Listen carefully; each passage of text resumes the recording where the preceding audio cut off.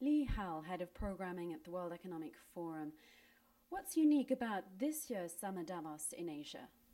Well, this year's Summer Davos, our fourth, is really focusing on the core question of how do you achieve growth in a sustainable way. Obviously, as we are still in a very fragile recovery from the global recession, that's a very big question. But in terms of the notion of sustainability, we actually broaden it. Obviously, we focus a lot on low carbon growth, and that will be a necessity going forward. But we've explored the issue of sustainability in terms of the sustainability of business models, the sustainability of economic models. For example, in Asia, the export growth-driven model. We also look at really how sustainable is the current stimulus that's driving demand today in terms of the fiscal positions of many of the larger economies. So sustainability we're looking at really in a broad way, but the core question, of course, is around growth and job growth in particular. And that's really what's, I think, very timely and important in terms of the discussions that will take place in Tianjin. And what about the program? The meeting takes place over 3 days. What's unique about the program which will allow participants to tackle these different issues? Well, first and foremost is really the approaches of bringing the multiple key stakeholders together. And among those stakeholders are very interesting groups from industry. The global growth companies are really at the core, and these are fast-growing companies from around the world in various domains. But key is that they often come out of the emerging market economies, and they bring to market interesting, exciting new business models and technologies, and of course, jobs.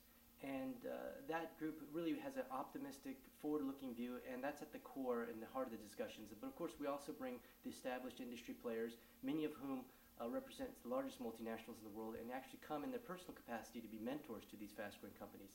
But to your question of what makes it unique as a program is really the other stakeholder groups that I mentioned at the beginning, which are the young scientists, a group of really eminent scientists from around the world under the age of 40, technology pioneers, companies that are really discovered and founded around exciting new technologies that are being brought to market.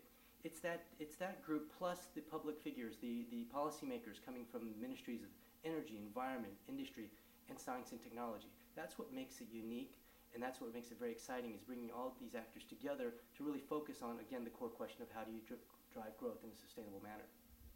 Now, of course, Summer Davos in Asia also brings together senior leaders in business, both from China and abroad. What's on the agenda, particularly for them? Well, the China dimension that you mentioned just now, we do have really the top really senior leadership from both the state-owned enterprises, but more importantly, of course, from the government.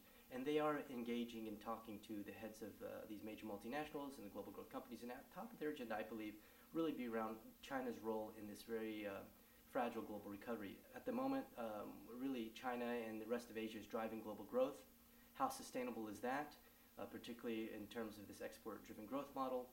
Core questions about China really rethinking and redesigning its economy where it can really drive the growth domestically through domestic consumption, not just through the export-driven growth.